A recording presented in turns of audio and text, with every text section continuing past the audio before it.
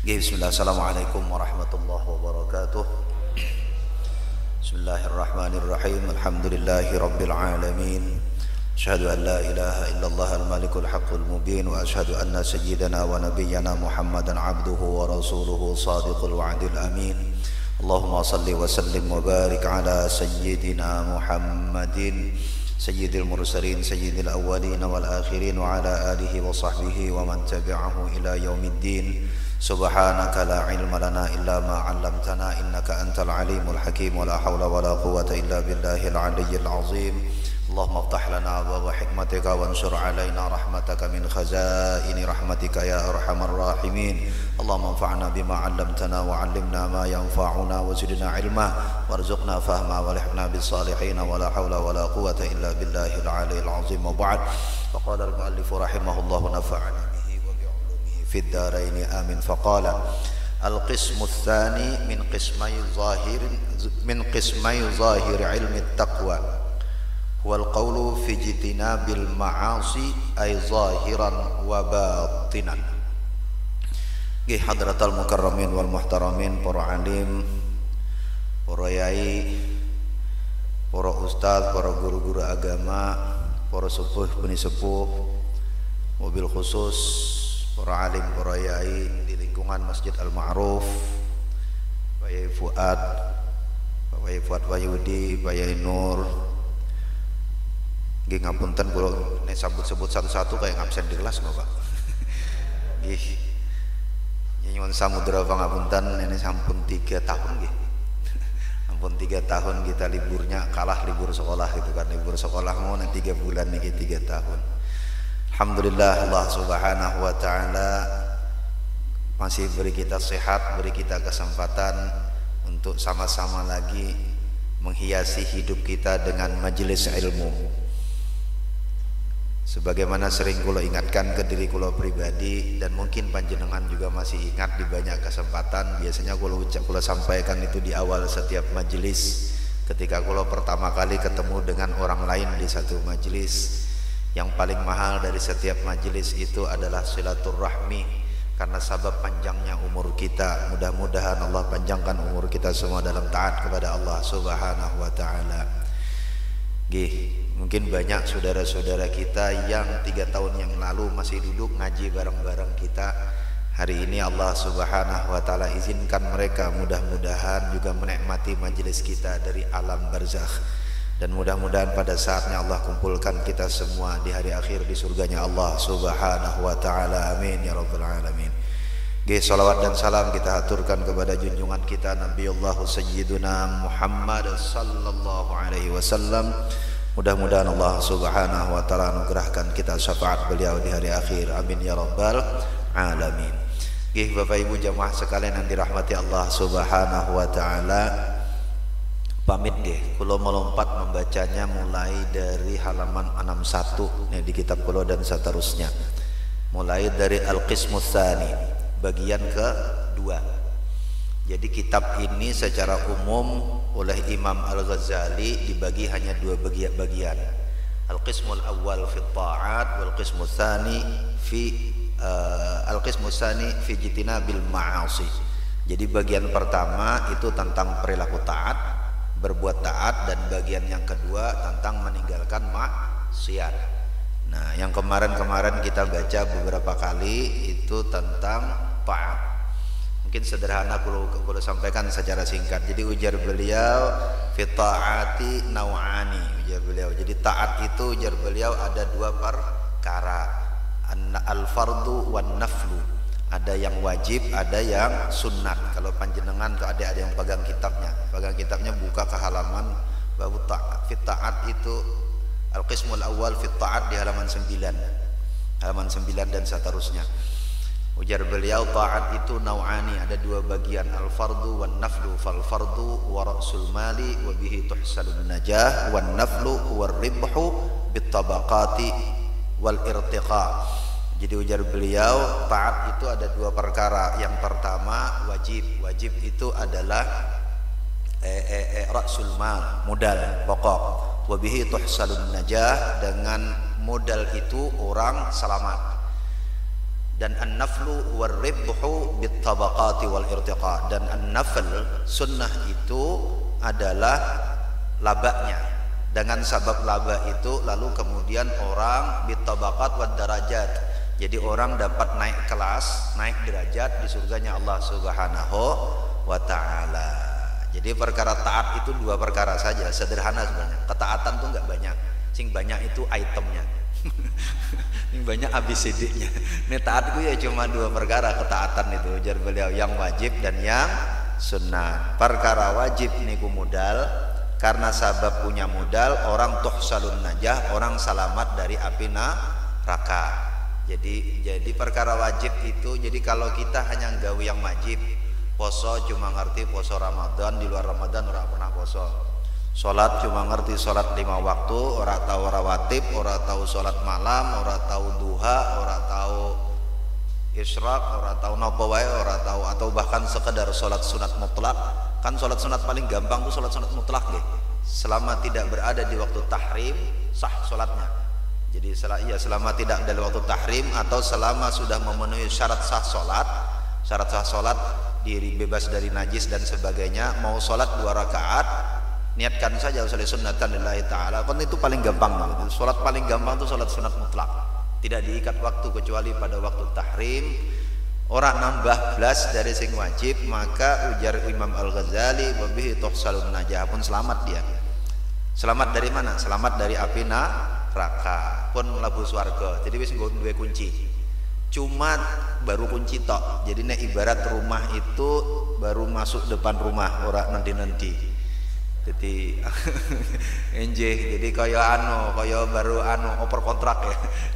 Baru tekan kontrak sama developer gitu kan, dapat kunci, enggak dapat kunci. Gusti Allah sih developernya, Gusti Allah yang punya swarga kan.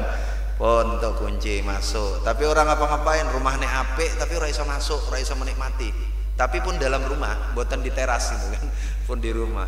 Kalau biasanya nyontone fardu dan sunat yang dijelaskan Imam Ghazali niki pakai amplas. Ngertos amplas nggih, Bu? Saya tanyanya sama ibu-ibu, nggak ke bapak-bapak ya. Ngertos amplas. Nek, jadi nek panjenengan mangkat dari rumah ke amplas, parkir di basement. Nah, niku panjenengan ngelakoni barang wajib niku. Arti nenek ditakon wong, mangkat ngendi ning amplas? Pun tekan ampun. Tapi teng parkiran tok. Ya tapi di amplas juga namanya, mboten di halaman, mboten di rumah. Nah, dengan apa cara, padahal nek Arab ndeloki sekarang di amplas ada apa Bu yang baru? Uniqlo ya Bu ya. Ngertos lho, Bu. Kalau biasanya guyon ngaten, kok Ustaz tahu yo ngapali buat bahan ceramah gitu. Bela diri ini aslinya yo hampir juga. Penai jadi Ustaz tuh ngaten iso bela diri gitu. Nyekal mikrofon gitu. Oke, ana makalah di kalangan para ulama. Barang siapa yang banyak qaulnya maka banyaklah jatuhnya. Maka surat qat'uhu kasurat dzunubuh. Siapa yang banyak jatuhnya maka banyaklah dosanya.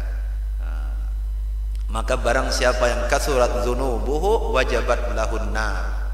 Naudzubillahi min dzalik. Siapa yang banyak dosanya maka wajabat lahun nar, maka wajiblah bagi dia, maka dia berhak untuk masuk ke dalam api neraka. Jadi panjenengan pena duduk di sana setengah jam dengarkan kula ngomong, sing iso duluan masuk neraka kula.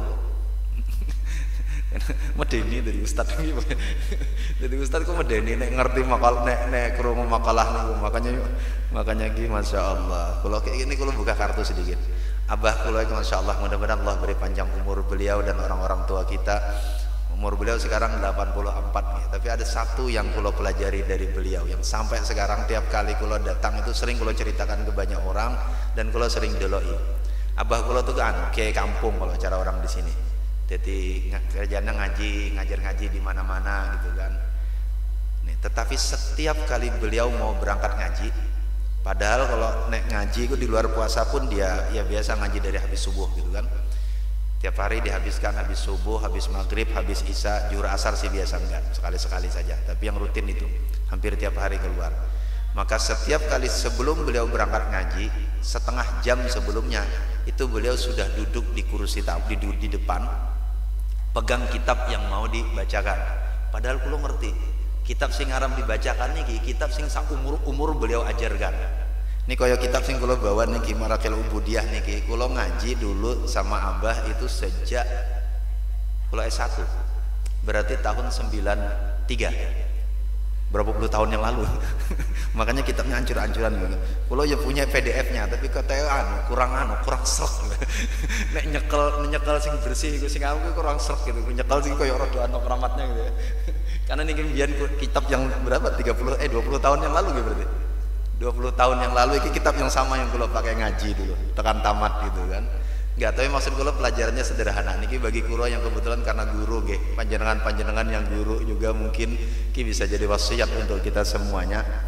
Jadi nek sepaham kula beliau ya ngelotok isi kitab itu. Udah puluhan tahun mengajarkan. Tetapi tetap menyisihkan waktu sebentar sebelum ngomong di hadapan orang mutolaah. Jadi mutolaah sih. Cara kita nyantri gue nyantri itu kan oh, oke. I'm so sorry. Masya Allah. Geng, ngapunten. Nggih. Ki kaya kula ngajar di kelas gitu. Di kelas kula niku wong 20 ana siji wong Pakistan. Isone bahasa Inggris. Jadi kula yo campur-campur. So I'm so sorry. Let me try to speak a bit bilingual, okay? No, at least when you are here, you get the blessing from Allah, just by sitting in the majlis al-ilm, insyaallah. Okay. Let me try to say it bilingual. Okay, jadi kalau kelingan ngaji ning Amerika yang ngaten kalau ngaji ya. Iya karena jamaah kalau kan campur-campur. Yang di Amerika biar jamaahnya campur-campur. Sampai sekarang naik ngaji teng Amerika nek lewat Zoom niku ya kudu campur-campur niku insyaallah. Nggih, tapi pertama yang kula ingat niki wasiat. Bagi kula tuh wasiat ke diri kula pribadi dari Abah sampai sekarang. Artinya ya tadi karena ada makalah orang yang banyak omong itu punya kemungkinan besar untuk jatuh. Man katsura kalamuhu katsura qat'u. Man katsura qat'u jadi terputusnya, jatuhnya man. Katsurat dzunubuh. Maka dosanya juga lebih banyak. Man katsurat dzunubuh wajabat lahun nar. Siapa yang banyak dosanya maka dia yang akan jatuh duluan ke api neraka. Jadi kalau dapat wasiatnya, ini Abah nggak pernah ngomong, nggak pernah nyuruh baik baca dulu enggak. Tapi kalau masih ingat, kalau baru diizinkan naik mimbar untuk khutbah itu sudah kalau tamat S1 itu 97 2000 sih ingat kulo. Oh 99 pertama kali. Padahal orang nyuruh khutbah itu dari sejak kulo kuliah semester 5, semester 1 juga sudah nggak pernah ngasih sinyal boleh. Kalau panjenengan lihat mungkin kalau panjenengan tahu kayak di Banjarmasin ada Allah Yarham guru sekumpul nih. Anak guru sekumpul tuh sampai sekarang tidak boleh ceramah. Kenapa? Karena belum dapat sinyal dari Allah Yarham bapaknya. Ya itu tradisi santri di kampung di tempat kula. Tradisi santri di kampung tempat kula itu orang baru boleh duduk di sini itu kalau dapat izin guru. Izin guru. Nah, belum diizinkan guru nggak boleh. Baca kitabnya juga pamit guru. Jadi kalau baca kitab ini ngapunten nggih ketika pertama kali panjenengan dulu ngontak, kalau telepon Abah pamit aja. Monggo. Ini udah diizinkan nggak berani kok. Jadi nanti kitab mana yang diizinkan ya baru kalau baca. Kadang-kadang bacanya baca Bidayatul Hidayahnya saja. Berarti kalau hanya boleh baca sampingnya. Kalau tidak akan baca tengahnya. Jadi SIM itu penting. SIM ya, surat izin mengaji. Itu surat izin mengaji. Oke, bismillah. Jadi kalau balik ke tadi, jadi kaya amplas itu. Jadi panjenengan wajib jadi qismut ta'at itu ujar beliau, ketaatan itu yang wajib itu baru tuhsalun najah. So our obedience to Allah is tuh kan saya jadi ngomong bahasa Inggris. So let me share it in short. So, at the very beginning of this book, he said it's about the two kinds of ta'at, being obedience to Allah. The first one is about the wajibat al-fard, so the obligatory one, and the second one is the recommended one, the mandubat. So the obligatory one is actually our key to get into the paradise. So that's all and the recommended one is actually that's our way to get the better places in front of Allah Subhanahu wa Taala in the hereafter. Of course, not in the world. Oke, jadi nggih, dah kan singkat kan. Nggih, ngapunten iki kayak kalau latihan bahasa Inggris gitu. Tapi sejujurnya kalau lebih pede ngomong bahasa Inggris daripada bahasa Arab. Kalau nih bahasa Arab mending tantangi ngoco kitab gitu. Sisa insyaallah nih ono waktunya tinggal di di negara berbahasa Arab mungkin iso lancar gitu. Perkaranya sederhana karena mbiyen kula golek pangan pakai bahasa Inggris ngono tok. Nggih.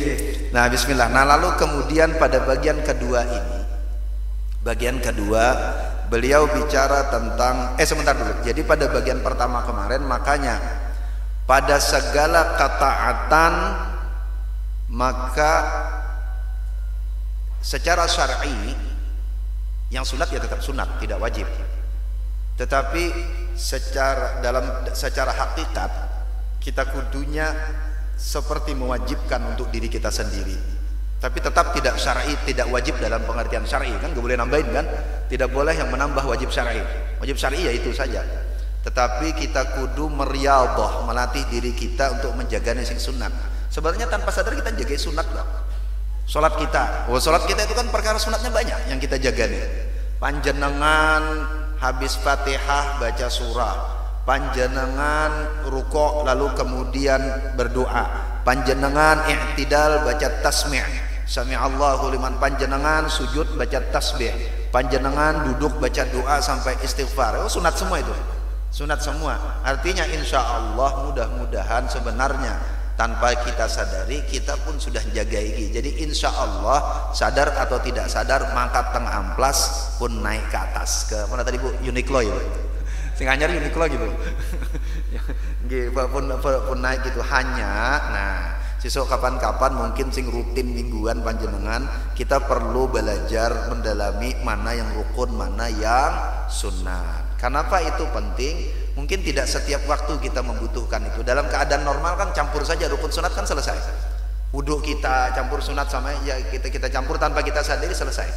Tetapi kadang-kadang dalam keadaan tertentu kita perlu memilah. Misal, nek panjenengan lagi sakit, dilalah punya keterbatasan fisik dan keterbatasan akses, kebolehan bersentuhan dengan air misalnya. Maka pada saat itu panjenengan kita perlu memilah mana rukun wudhu, mana sunat wudhu. Karena kita perlu mengambil yang terpendek. Demikian pula sholat misalnya, panjenengan ini keterdesak waktu, pilihannya antara, walaupun di dalam fikih perbedaan itu ada nggih, mana afdolnya menghabiskan sampai salam dalam waktunya atau membiarkan, yang penting dapat rukuk pertama di dalam waktunya. Kan itu kan kemungkinan itu kan ada. Maka pada saat itu kita penting memilah mana rukun, mana sunat di dalam sholat gitu kan, itu penting. Nah, jadi dalam keadaan-keadaan tertentu, tapi dalam keadaan normal ya ini ora paham bedane ya insyaallah mudah-mudahan ya berkah semuanya, amin ya rabbal alamin. Oke, nah kalau lanjutkan, jadi mulai dari hari ini dan seterusnya kita baca bagian kedua. Ini bagian kedua ini bagian sing luwih angel amalnya, makanya ditaruh di belakang oleh Imam Al-Ghazali. Al-Qismus Tsani, so it's the second chapter yang kedua, fi qismail zahir ilmi taqwa, dari dua bagian zahirnya ilmu takwa. Jadi ilmu takwa, ilmu tentang takwa itu yang zahir dua, kan taat, dan yang kedua adalah al-qaulu fijtina bil ma'asi, yakni al-qaulu perkataan, fi dalam perkara, ijtinabi menjauhkan diri dari al-ma'asi, dari segala maksiat. So the second is about protecting or keeping ourselves away from any maksiat. Ujar beliau ay zahiran wa batinan. Maksiat itu bisa maksiat zahir, bisa maksiat batin. I'lam, ketahuilah, i'lam analid dini syarataini, bahwasanya untuk agama itu, di dalam agama syataraini ada dua pojok, dua sudut. Jadi dua perkara. Ay juz'aini, yakni ada dua hal. Ahaduhuma, yang pertamanya adalah tarkul manahi, meninggalkan segala yang dilarang, wal akhar, dan yang lainnya fi'lut ta'at, yang lainnya adalah mengerjakan ketaatan. Kayak gampang ya agama itu ya loro to isine. jauhi maksiat sama mengerjakan taat tadi. Sing akeh iku ABCD-nya. Ini agama cuma dua perkara itu, cuma dua. Nah, wa huwa ma taqaddama dzikruh. Tentang taat ini sudah beliau sebut di bagian awal dari kitab ini, Nah, wa tarkul manahi huwal asyaddu. Wa tarkul manahi, sementara at-tarku meninggalkan al-manahi, segala yang dilarang itu, huwa dia meninggalkan yang dilarang ini al-asyaddu, jauh lebih berat. Jadi lebih angel meninggalkan maksiat dari meninggalkan yang maksiat daripada mengerjakan taat. Karena tadi taat niku mengerjakan taat, apalagi kayak sholat, alhamdulillah sholat itu dari sejak masa Nabi kan, orang kumpul di masjid, maka dengan sendirinya orang sholat. Jadi banyak kalau bahasa Bantulnya itu supporting system. Supporting system untuk taat itu banyak, supporting system untuk taat. Tetapi kalau meninggalkan maksiat niku wis urusan dewe-dewe. Urusan dewe-dewe. Makanya dibilang al-asyad, ujar beliau, lebih berat. Meninggalkan maksiat itu lebih berat. Karena supporting sistemnya kadang-kadang enggak. Kalaupun ada supporting system, itu supporting system buat maksiat. Kaya apa? Ngibah. Kan orang dewean kan? Orang ngibah dewean. Ngibah kok dewean. Nah ngibah dewean yo diantar ke pakem atas ngono, Pak. Ya orang mau gibah gue dewean, yo wis tekan gitu kan. wis tekan limitnya, maksudnya gibah dewean. Makanya di dalam kitab-kitab digambarkan bahkan hanya as-sami' terhadap ghibah kana syarikan lahu. Itu di awal kitab ini sebenarnya. Ketika Imam Al-Ghazali, kalau panjenengan masih ingat kemarin ketika kita bicara tentang bab ilmu. Jadi bahkan hanya sebagai pendengar, karena syarikan lahu, pendengar itu ya bersarikat dengan si penghibah. Aku ora ngomong apa-apa, dia sih ngomong dewe, aku ngrungokke tok. Wah, itu ya podo. Ya kena itu, karena hukumnya ghibah kata Imam Ghazali. Jadi walaupun apa saya nggak ngapa-ngapain kok, tuh dia aja yang tadi nyerocos, saya dengerin aja. Ya paham sih yang dia omong, ya benar juga sih. Lah ya kayak podo gitu. Orang ngomong, iya. Even in the moment of ghibah, if we just say nothing, just listening to one who say anything bad about others, that is kana syarikan lahu. It is counted as a partner of ghibah. Jadi bahkan kalau sekedar diam saja nggak ngapa-ngapain, ya dia dianggap sebagai bagian dari orang yang berghibah kata Imam Ghazali. Jadi ngambil saham, ya sahamnya sedikit ya saham juga namanya, tetap saham. Bapak saham saya sedikit saja kok, yo saham ya podo. Ya sete akeh ya, karena begini dalam agama itu. Ini gara-gara nuzulul Quran ngapunten aing, alhamdulillah tadi nyun samudra pangatur matur nuwun tadi Ustaz Nur maca ke napa Al-Qadar. Nah kan lagi ramenya nek Ustaz ceramah Lailatul Qadar, salah satu tekanannya itu kan pada khairum min alfi syahr, lebih baik daripada 1000 bulan. Yang dimaksud dengan 1000 bulan itu, kalau kita baca kitab At-Targhib wa Tarhib, itu dorongannya adalah jadi ibadah sehari itu nilainya sama dengan 1000 bulan. Kalau gitu 1000 bulan sisanya bisa istirahat, lumayan gitu kan. Tabungan gitu. Itu dihitung sebagai tabungan. Tetapi sebagian kitab tafsir Imam Ar-Razi, Allahumma shalli ala sayyidina Muhammad, Imam Nawawi Al-Bantani di Marah Labid juga sama cerita. Yang dimaksud dengan 1000 bulan itu adalah Allah punya hak untuk memberi nilai kepada hambanya adha'afan mudha'afah walau kana katsir. Jadi kalau walaupun amal itu kecil, tapi Allah yang berhak untuk memberikan ganjaran sagede-gedenya. Makanya lalu kemudian besar kecilnya ganjaran itu tidak di tangan kita. Walaupun perkara itu kecil, kalau itu libtigha amardatillah, semata-mata mengharap ridha Allah, itu gede. Dan yang mana yang mengharap ridha Allah itu sing angel gitu. Iku sing angel. Makanya di dalam kitab fasolatan ya. Ini orang Jawa bilang fasolatan, Pak. Di tempat kula parukunan, Pak. Kalau tempat kula di Banjarmasin namanya parukunan. Dalam kitab parukunan sebelum mulai dari rukun-rukun salat itu pasti dimulai dari diantaranya adalah sifat-sifat salat. Salah satu sifat utama salat itu adalah khusyuk. Nah, khusyuk itu kayak apa? Level paling dasar dari khusyuk itu, level paling dasar, level terbawah dari khusyuk Jadi kalau anak-anak main game itu ya lumayan lah, sudah dapat reward berapa gitu kan. Tapi itu level paling bawah, belum naik level. Nopo tapi sudah khusyuk namanya. Nopo level paling bawah? Level paling bawah itu adalah menyadari bahwa kita sedang sholat, menyadari semua gerakan dan bacaan dalam sholat, walaupun orang paham. Takbir, tahu kalau kita sedang takbir. Ruku, tahu kita sedang ruku. Coba kalau tanya, sholat subuh 2 rakaat dengan masing-masing 13 rukun, berarti 26 di setiap rakaatnya, minus takbiratul ihram dan niat di rakaat kedua, karena kan sudah di rakaat pertama, berarti 24 nggih, 24. Oh, minus salam karena salamnya sekali sama Fatihah. Oke. Kira-kira dari 24 atau 22 rukun dalam 2 rakaat itu mana yang kita masih ingat bahwa kita lagi nggawi salat? Wangel. Karena sebagian nanti kan imam noleh ke belakang. Aku kayaknya tadi rakaatnya kurang deh. Takun sama mau kurang apa? Mboten ngertos Ustaz. Kulo ya pokoknya nderek panjenengan gitu. Pasrah bongkoan karo supir gitu. Pasrah bongkoan. Jadi itu sebabnya jarang ada imam sholat lupa, orang sing negor. Imam yo gelisah kok orang sing negor iki. Aku yo ragu-ragu tapi kok orang sing negor ya berarti orang sing negor ya liwat-liwat saja. Masyaallah. Inggih, kenapa? Nah, karena level paling awal aja sepertinya sederhana, cuma sekedar sadar gitu. Enggak mudah ternyata. Tidak mudah. Salat kita itu kadang-kadang bekerja secara mekanik. Secara mekanik kan Allahu Akbar, Allahu Akbar. So it's about the very level, the lowest level of being khusyuk in the prayer. It's about the awareness of every single movement and recitation that we have in the prayer. Even though it's the very first level, even it's sometimes find it difficult to do it. It's not easy.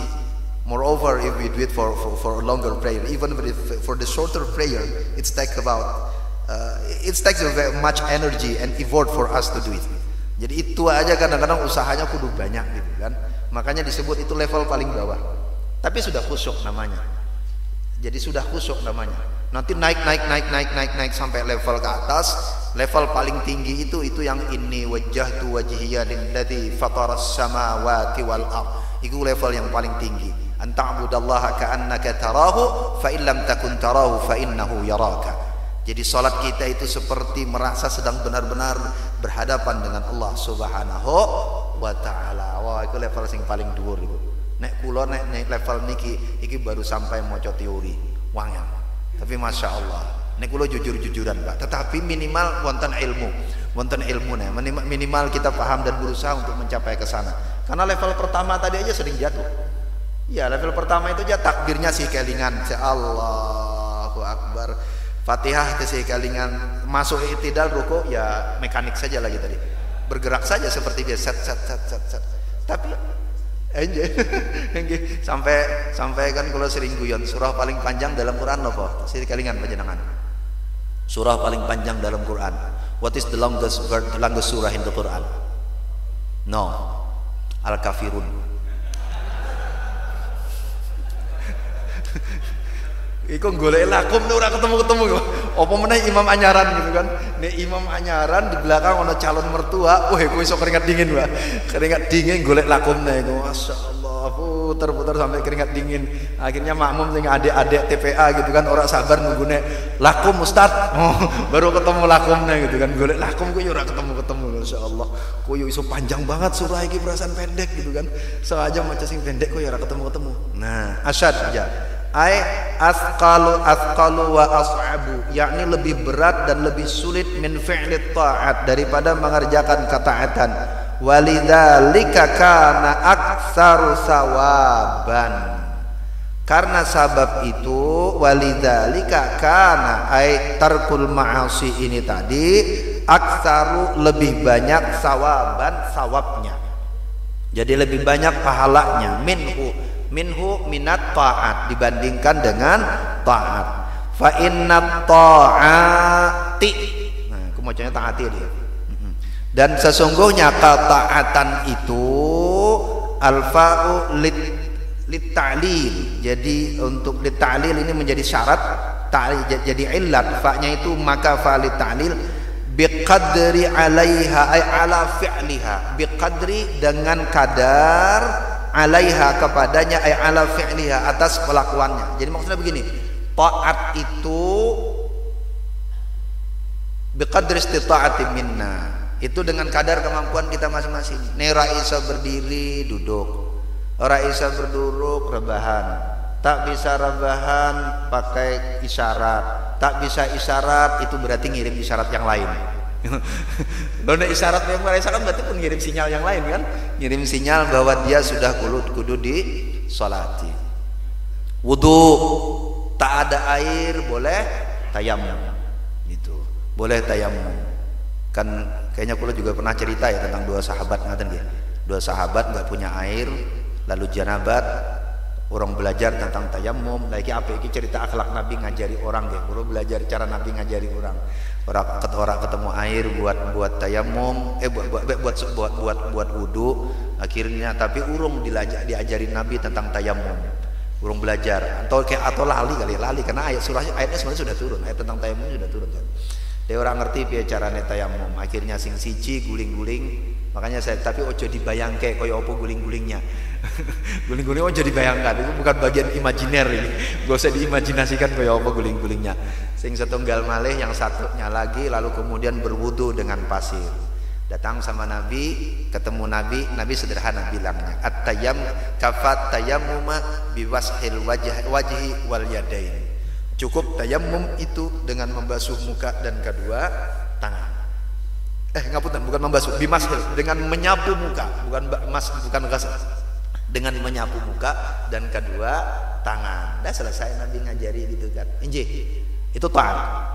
Jadi taat itu biqadri 'alaiha, sesuai dengan kadar kemampuannya. Kullu ahadin tarkus syahwat al-qabilah al-qalbiyah wal badniyah wal farjiyah la yaqdiru 'alaihi ay tarkus syahwat. Nah, kullu ahadin, setiap orang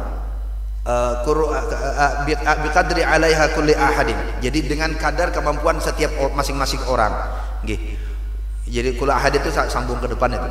Wa tarkus syahawati, sementara meninggalkan syahwat ujar beliau al-qalbiyati wal badaniyati, baik itu asyahawat, syahwat ini yang hati maupun badan, wal farjiyati ataupun kemaluan, jadi hati, badan atau kemaluan, la yaqdiru alaihi ay tidaklah mampu melakukannya dengan sepenuhnya, ay tarkis syahawat, yakni meninggalkan syahwat ini tadi, illa siddiqun, kecuali orang-orang yang siddiq. Jadi ngapunten salah kalau bacanya tadi. La yaqdiru 'alaiha kullu ahadin. Ngaten bukan biqadri itu bacaannya. Sing panjang karena saya ada yang pegang kitab iki. Kudu dibetulkan. Fa inna ta'ati yaqdiru 'alaiha kullu ahadin. Itu ya niku mboten mbak. Pun pakai kacamata wis selisih. Taat itu mampu melakukannya setiap orang. Karena kan punya pakai batasan tadi, set, nggak bisa ini, nggak bisa ini, nggak bisa ini, gampang taat. Sementara tarkus syahawati, meninggalkan syahwat itu, la yaqdiru alaihi, tidaklah mampu melakukannya, illa siddiqun, kecuali orang-orang yang siddiq. Buat dikit. Wahumul ladina sa'idat nufusuhum taratan bimaraqin nazri fil hujaji wal ayati wa ukhra bima'arijit tasfiyati war riyadati ila awajjil irfani hatta tala'u 'alal asya'i. Nah, nggih agak panjang. Illa siddiqun, siapa yang dimaksud dengan siddiqun ujar beliau. Saya Isra jam berapa?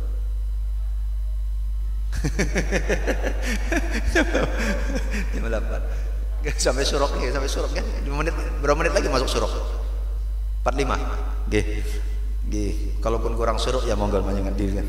Ngapunten kula lupa ngajaknya nih, kula sampun kula niat itikaf tadi nih, panjenengan sing belum niat itikaf ya monggo diniatin, minimal ono sisane sithik gitu kan. Nah kula niat itikaf sendiri tadi. Biasanya kula ngajak, ya jarang juga sih ngajak orang, kula aja baca sendiri dalam hati gitu kan. Tapi penting sebenarnya ngingatkan masing-masing lah, mumpung kan sambil duduk gini kan nggak makan juga kan.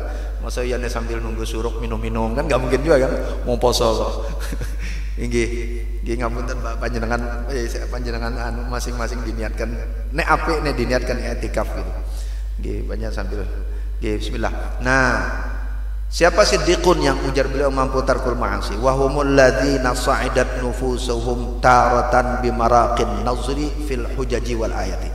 Orang-orang alladzina yang sa'idat nufusuhum sudah naik kelas diri, jadi naiklah diri mereka, jiwa mereka itu taratan kadang-kadang bimaraqin nazri fil hujaji, dari tingkatan-tingkatan an-nazar.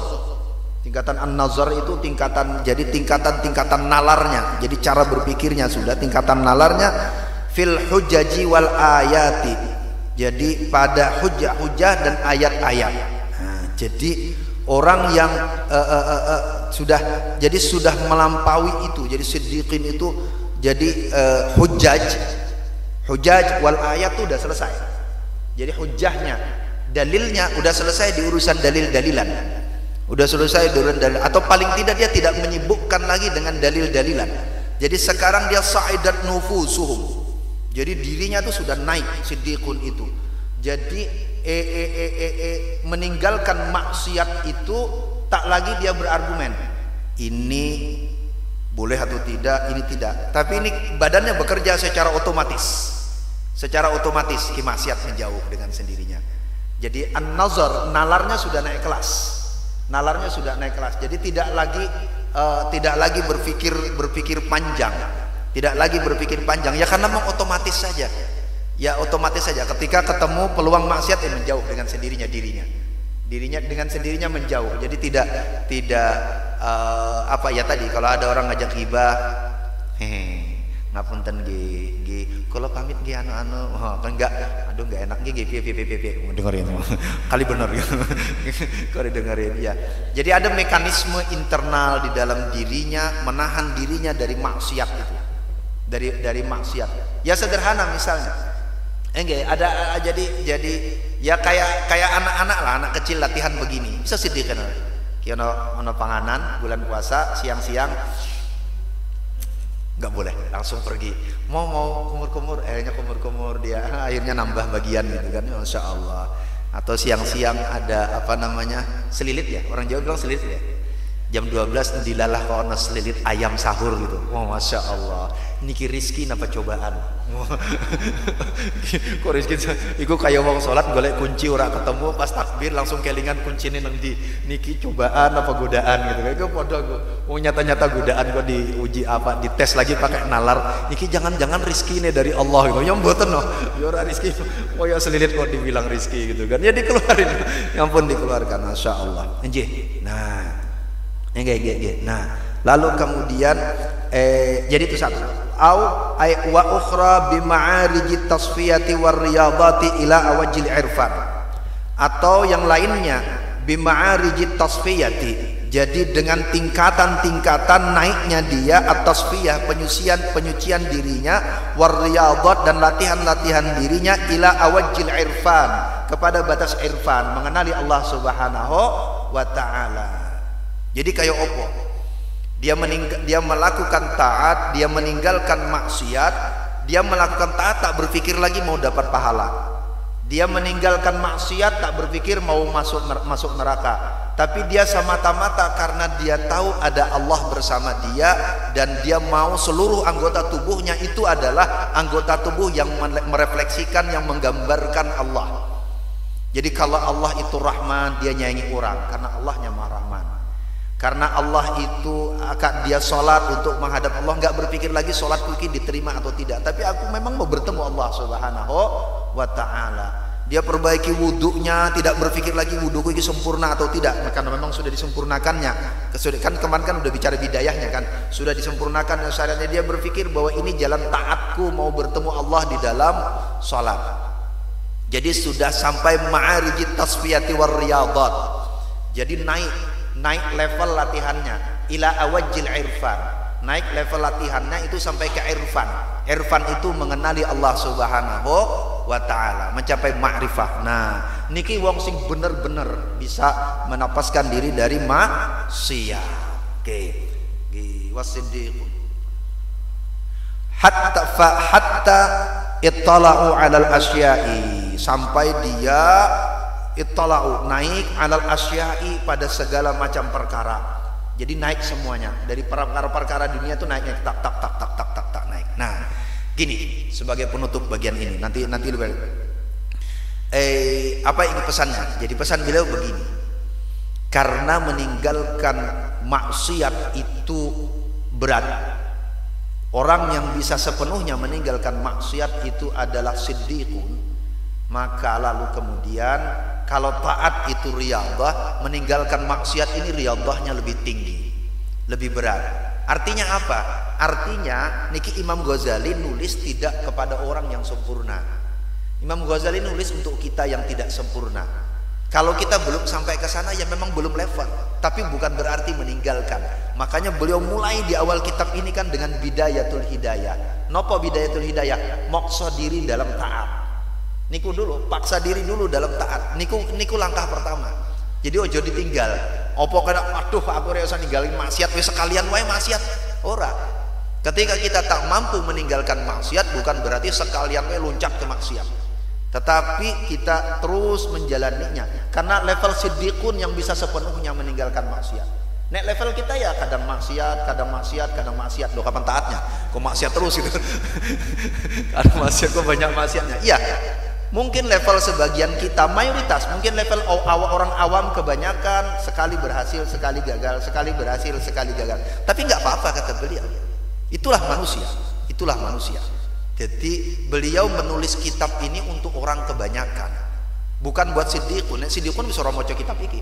Nek siddiqun itu wis ngamal aja kerjanya. Justru beliau ingin jadi ini. Pernyataan ini bukan untuk mendemotivasi, bukan untuk menghilangkan motivasi, justru untuk memotivasi kita untuk taat dan meninggalkan maksiat. Karena setiap kita punya levelnya masing-masing, dan tadi setiap level itu punya nilai di sisi Allah Subhanahu wa ta'ala. Belum tentu level bawah nilainya rendah.